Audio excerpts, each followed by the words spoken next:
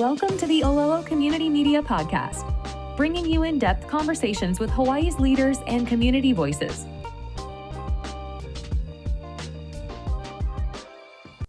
Hello, and welcome to Ōlelo Community Media's podcast.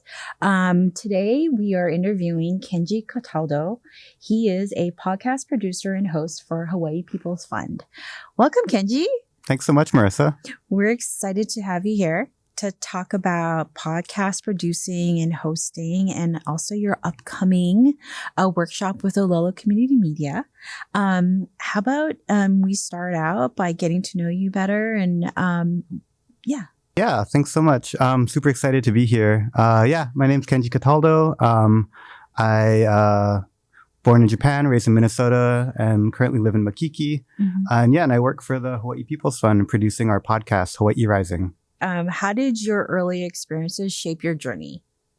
Like I mentioned, I was born in Japan, but we moved when I was quite young. So I grew up primarily in Minnesota, in the Twin Cities. Yeah, very different context. Growing up, one of the big things for me was music, actually. Come from a musical family. We're all playing different instruments. My grandma got me on the piano, so that was a big part of my growing up, actually, with music. I was also really into the sciences growing up. So, that was kind of my growing up. But some other influences that eventually kind of led me down this path. One was my grandpa, my mom's dad, who was a newspaper journalist and editor all his career. He's the reason why actually my mom grew up abroad. She grew up in Germany because he was stationed there. And then he later also was in Japan. And so I grew up hearing all of these stories about their time living abroad. You know, they happened to be in Czechoslovakia when the Soviets rolled through with their tanks. Oh my goodness. And so, hearing stories like that, and also his insistence on journalism that's full of integrity. And he also read broadly. He would read like a dozen newspapers every day. And so he was definitely an early influence that later on, when I went to college, led me to become more interested in history and politics, and then eventually into media as well. That's awesome. Like I feel like journalists don't get enough love these days, and really good journalism is quite often overlooked. But that's interesting. So you mentioned like audio, like music, and the history, and also science. And could you kind of delve deeper into that as like what inspired to start your career in podcasting? I feel like podcasting just kind of felt like a good fit for all those different experiences and skills. So can you like let us know like how did you start to be like, okay, I'm going to do a podcast? Yeah. So the path specifically into podcasting came out of my academic background, where I was really interested in oral history. So that route via all of those things you mentioned, I was actually studying history of science in undergrad, but came to be interested in the political dimension of that. And so I started recording interviews with environmental activists where their work was really about the science, but then also about really implementing that in the community. And so that's how I got interested in interviews. And then after I graduated college, I got a small grant to work on an oral history project, again, about environmental activism, which is actually what brought me to Hawaii. Really? To record those interviews, yeah. Yeah. I feel like we don't hear a lot about environmental activism, and I feel like it's heavily relevant today with the whole climate crisis. So can you explain to us what is Hawaii People's Fund? Sure, yeah. So the Hawaii People's Fund, it's been around for around 50 years now, and works to support, fund, and amplify the work of Hawaii-based grassroots organizations that are challenging systems of oppression. So it's across a lot of different issues, including labor, housing, gender, language and culture, sovereignty, peace and justice, supporting grassroots organizations here that are, fighting to improve things for their communities. That's amazing. What a awesome nonprofit. And your podcast that you currently produce, which is Hawaii Rising. So you're the producer and host of the podcast. And could you tell us more about what that podcast is about? Sure. Yeah. So maybe I'll start with a little story about how I got involved in the Hawaii People's Fund. Yeah, that would be great. Yeah. So actually, while I was working on that project I mentioned before, I found Hawaii People's Fund just kind of by chance or fate, and was really excited about the work they were doing. And then I got involved through something they call the Giving Project, which is a volunteer cohort. We had about 20 people. We came together. We learned about the work of the Hawaii People's Fund. We talked about class, race, power, and Hawaiian history. Yeah. And then we fundraised together to support HPF's grantees doing different work. And so I was involved in that. I participated in the first Giving Project they ran in 2021. Mm-hmm. And during that time, I was also working on that other project. But I was thinking, since it's an organization that's connected to so many organizations doing work on the ground in different communities across Hawaii, it would be a perfect organization to have a podcast. Absolutely, that brings all of those stories together and that gives a platform for, people doing Aina restoration work, for people, protecting sacred places, or organizing for workers' rights, right? Giving a lot of people that don't always have the platform, giving them a platform to share the work they're doing. Yeah. And so that is kind of how Hawaii Rising was born, was out of that experience in the Giving Project. And so in that first year, we recorded, it was myself and then my co-host at that time was Siano Amos. And we recorded interviews with 26 of the grantees that year. Wow. Okay. And so, and it was really, it's just really inspiring to hear people who are so committed to their communities and to working towards a more just Hawaii. And so that got me really hooked, and I've been doing it since. You've been doing it ever since. Okay. That is like content and stories that we never hear about in mainstream media. And I'm so glad that people like you are creating content that gives those grantees that are doing the hard work, right, on the ground, working within the communities, a voice. So that's great. You seem to have a strong focus on Hawaiian social issues as their podcast topics. Amongst these issues, what are your most what are the topics that you're most passionate about, and why? Yeah, well, I think to start, what I'm most passionate about is the way that HPF really brings all the issues together and finds those connections and interconnections across all of them. One of the motivations in terms of how HPF approaches it is that a lot of these things also have to do with sovereignty, right, as a foundational piece. So there are all of these connections across issues, which I find really exciting, that the grantees are really working on that systems level kind of change. Absolutely. One issue that I myself am also directly involved in is around demilitarization. And so I'm involved with the organization Malama Makua, which is also one of Hawaii People's Fund's grantee organizations. Yeah. And so, they're working towards the return and restoration of Makua Valley on the west side, which has been under Army occupation for decades. And so. And Malama Makua, our Sparky Rodriguez, right, has been with Ōlelo. And I'm so glad that his organization is still doing that work. It's amazing to see that organization keeps doing that. Yeah, absolutely. Yeah, Uncle Sparky is still at it. Uncle Sparky, yes. And he is actually the first person that I recorded an interview with in Hawaii. Are you serious? Somebody had connected me with him, and that's how I first learned about Makua. Yes. And so, that original project about environmental activism became my master's project when I matriculated at University of Hawaii at Manoa. Great. And so that was a project with Malama Makua about the history of Makua. Yeah. So what department were you part of, at UH Manoa? Was it at University of Hawaii Manoa? Mm-hmm. Yeah. Yeah, I was I was in the Department of Pacific Island Studies. Oh, perfect. Yes. Yeah. Yes. Awesome. So I think definitely the topic of militarization in Hawaii is like a ever it's an all-encompassing type of issue that has so many negative impacts on our indigenous communities here. Tell us about more of like other projects that you're working on, like Oceanic Currents, and you're also the producer of that. Could you tell us more about that?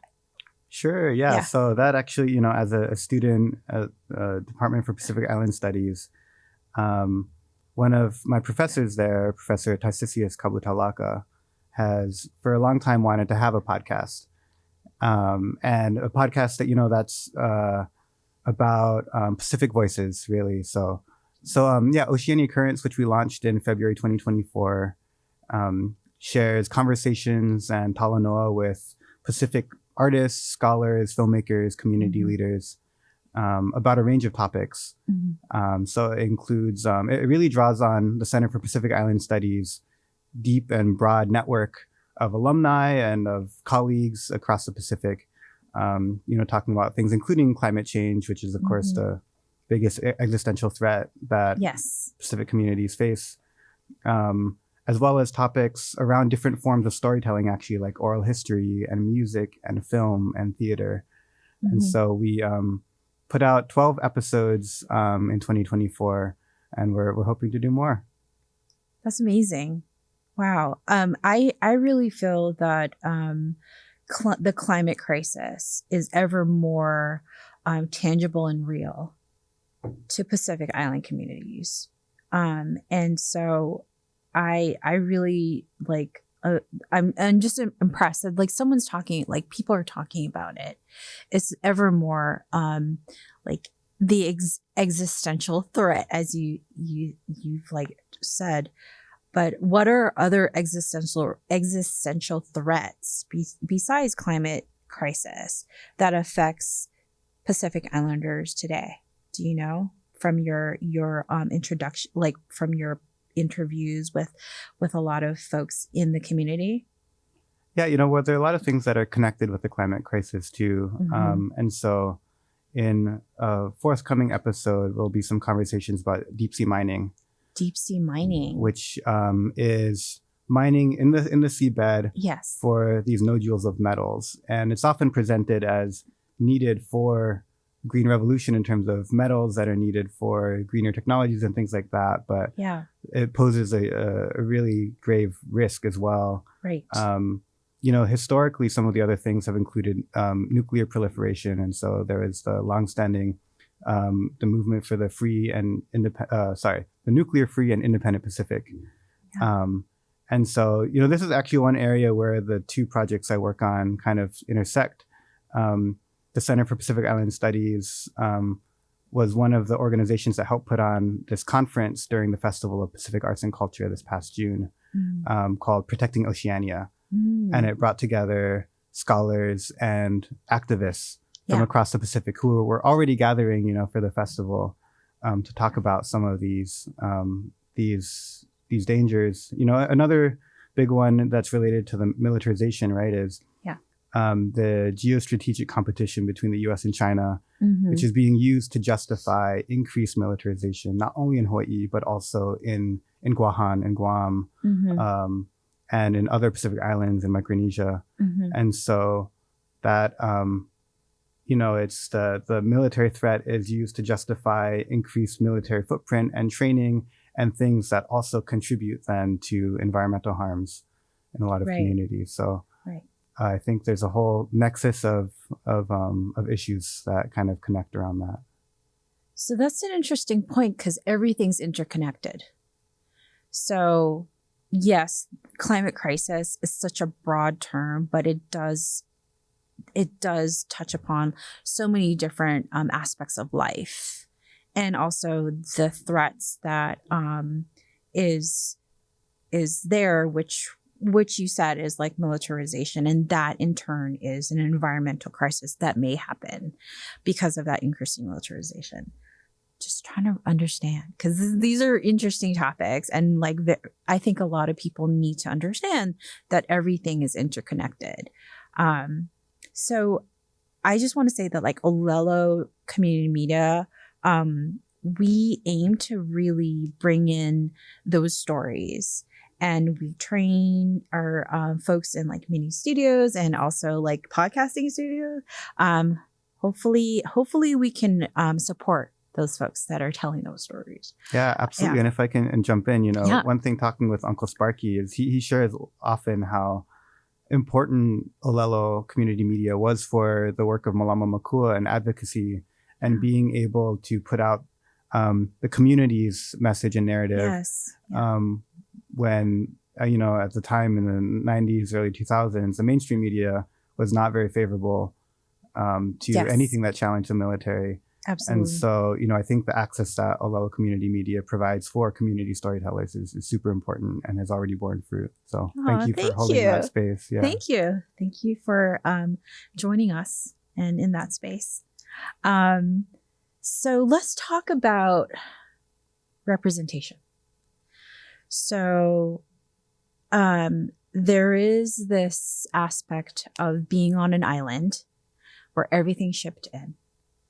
Food, anything that we need. We're highly dependent on things being shipped in by the containers, or,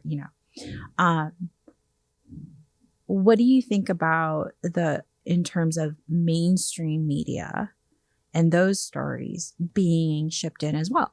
I feel like that the media that we have here in Hawaii there's not a lot of independent, local, hyper-local media representation. And it's really important that we have these other perspectives. So can you talk about how like Hawaii can leverage podcasting as a medium to tell these stories? Like, is that important to you? And do you think there's a trend of local podcasting creators and content creators? Yeah, that's a great question, and also a hard question. It is a hard yes. As a way to move forward, but no, I appreciate that. Yes. Yeah, I think there is some, there are a lot of very talented storytellers in Hawaii across different media, including film, in terms of the independent kind of film scene, in the theater community, and as well as in media, including podcasts. I think, it is definitely a challenge in terms of thinking about how somebody who wants to have a career in these kinds of spaces, how they can actually make a living and afford living here, right? Yes. And so yes. I think that's part of that challenge. But at the same time, there's such a wealth of relationships and stories and sense of place that I think makes a lot of the storytelling very unique. This is kind of an indirect answer to your question. Yeah, no worries. My experience has been exclusively in non-commercial media. So I've been working in kind of nonprofit, grassroots, political, and education spaces. Yes. And so I think that's a little bit of a different game. I don't know if I can really speak to the commercial scene, but I think I've found, that good storytelling will draw support. And so, if there's the passion for the storytelling, as well as the relationships that are needed to make it happen. Right. I found that to be the most important thing for everything I've worked on, is that it's being guided by relationships and moving through those networks. And so I think that can make a lot happen. Yeah, absolutely. I think also, when you mention oral histories, like, I feel that whatever is like the worship of the written word, right? That is a very dominant culture value. But in indigenous cultures and in many like Asian and Pacific Islander cultures, there is the emphasis of verbal. That's how they pass on their historical knowledge of genealogy and even stories within the community, whether they're myths or superstitions, or even just like stories about their ancestors.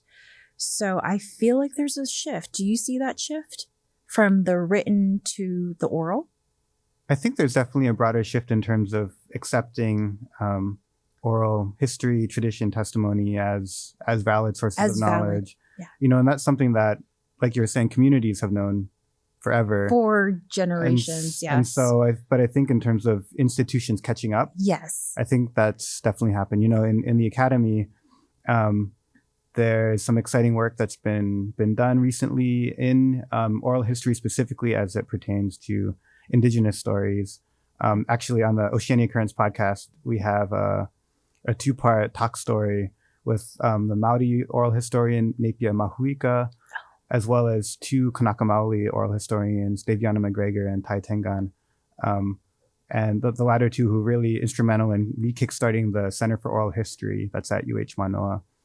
And, they talked about the oral piece, but also the history piece, right? That they're not just stories, although there's, of course, nothing wrong with stories, but that those are histories of communities and of ancestors of their peoples. So, I think there is, there's definitely, I think, growing interest in, participating in that documentation of these oral stories as being like a vibrant archive. Yes. Not only for the present generation, but also for future generations. Absolutely. Absolutely.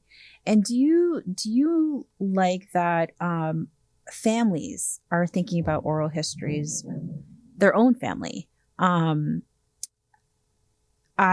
interviewed both my parents and got their oral histories down on video and audio, and that it really meant a lot to the person being interviewed and the person interviewing, and then having that document be able for our children to look at it. So do you think that everyone should be doing oral histories within their families? I mean, I think so. Yeah. Yeah? I think that, not only for the family, but really seeing that your family history is history. It's history. And it yes. matters, right? History matters. Yes. And I think there, in some past oral history projects I've been involved with, that opportunity to sit down with family members and ask questions you've never asked before and hear stories you've never heard can be really eye-opening, and also just give you a better sense of who you are, where you've come from, and how you fit into the world. Beautiful. Beautiful. What is your favorite podcast that you're listening to now? Oh. What's your favorite? Let's see. A couple of my go-to podcasts I like to listen to. One is On the Media. On the Media. Okay. A media criticism. And so they offer critical takes on, for example, how the mainstream media is covering different issues, including like during the presidential campaigns or things like that. Mm-hmm. And they also have some really interesting conversations about the media as an industry, including that one episode that was about the history of podcasts, which I never knew before that, and how closely it's actually linked to Apple specifically. Apple, yeah. And to iPods. Right, because the name podcast is from the iPod. It is, yeah. Which is an audio-based technology. Yeah, and so... Interesting. It's really, really great for getting a better sense of, the politics and economics. Yes. And cultural battles around media. Absolutely. Absolutely. And access too, because Ōlelo Community Media, we do not, we do not censor, and we also provide access to people that would not otherwise have access to mainstream media. Yeah. Oh, another podcast that I really liked, called La Brega. La Brega. And I think there have been 2 seasons now. Mm-hmm. First was about Puerto Rican history, and one thing that's cool is they did every language in both English and Spanish, to try and make it as accessible as possible. Knowing that there are a lot of Puerto Ricans who live in the U.S. who maybe don't speak Spanish, depending what generation they are, but wanting it to be available in both. And the second season, each episode was about a different song, like a different anthem. Oh, that's And so so cool. kind of I musical love history. that. super Yeah. cool. Yeah. Yeah. I also listened to a podcast called American Prestige, which is about U.S. foreign policy. They do. You're such a nerd. I really am, yeah. So they do like news roundups and then Yes. interviews, mostly with scholars who've come out with books recently. Yeah. Trying to think of other more fun ones. That's cool though. I'm glad that, yeah. Have you heard of Hidden Brain? I haven't. Oh, I love that podcast. It's on NPR, but it's such a good podcast. Like the episodes actually changed my life. There was one episode about how to get what you want out of life. It's great. And then there was another podcast where they talked about marketing because I'm in the marketing field. Mhm. They talked about friction. Hmm. Friction, the barriers for someone to buy your products. And what those friction is like really understanding sociology Hmm. and behavioral science and understanding how people, they just want their problem solved. What's like a podcasting fail that you've had in the past? Ooh. Because there's always a podcasting fail. Like we started off rough and we like tried to get better each time, but like the table broke. Like our table broke. Yeah, I just walked away and I just heard a big crash. I was like, Was there like a situation where like there was technically it was just so stressful, or like someone didn't show up, or I don't know. I've had definitely a couple podcasting fails. Yeah. One was very early on where the person we decided to meet at a beach to record. And that was still pretty early on in me living here. And so I thought a beach would be a great place. And then there was so much wind. We recorded a 2-hour interview and an hour and a half of it was completely unusable. Oh my goodness. And there's also somebody Yes. I didn't know that well at the time. And so I was so embarrassed, thinking about, do I have to ask them for another interview? Do I just pretend like it never happened? Do I? But Yeah. eventually, we actually built a really strong relationship. And I've now recorded maybe 5 or 6 interviews Yes. with them about different things. And so it ended up being fine, but that was really embarrassing. And this was less a fail and more just one of those, you have to roll with whatever you just comes got to your roll way. with the punches. Yes. Or showed up for an interview and I thought I was going to be with 2 people and then there were 8 of them. 8 people showed up. Mm-hmm.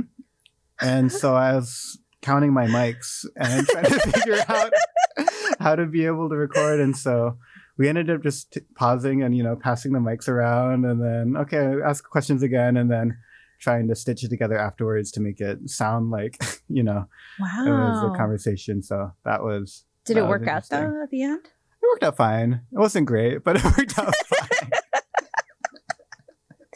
So let's talk about your workshop. So your upcoming workshop is for beginners who want to get started in podcasting. Can you walk us through like what this workshop is going to be about, what you'll be teaching?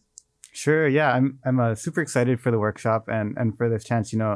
Over the past few years, it's something I've been thinking a lot about is wanting to be able to support other people who are just getting started. I largely learned just on the fly and self-taught, which is a great way to learn. Which but, is, yeah. Also it's great when there's somebody that can guide you along the way. Yes. So yeah, this workshop is really, it's a one-time workshop, so it's not enough time to say, get your pilot episode produced, right? But really what it's intended to do is to give people that are interested in podcasting but don't know what it entails to get a sense of that, and see if that's something that they really want to do, and also give some of those first pieces. So one of the things we'll do in the workshop is we will deconstruct a podcast episode to see all the elements that go into that. Nice. Because if you can kind of see what the finish line looks like, you have a better sense of how to get there. And then the rest of the time will be dedicated to the 2 stages of the podcast that people have the most questions about, which is recording the interview and then editing afterwards. Right. So we'll do some kind of hands-on demos for both recording in person as well as recording online. There's some great tools now for recording online interviews. And then we'll kind of do a live audio production demo as well. We'll be using a certain set of equipment, which might not necessarily be what people are working with, or even the production software. I use Pro Tools, but there are a lot of great and softwares at different price points as well, depending on budget. So really the intention is just, to show, how do you get from wanting to do it to then recording to then editing, just have a sense of what that life cycle looks like.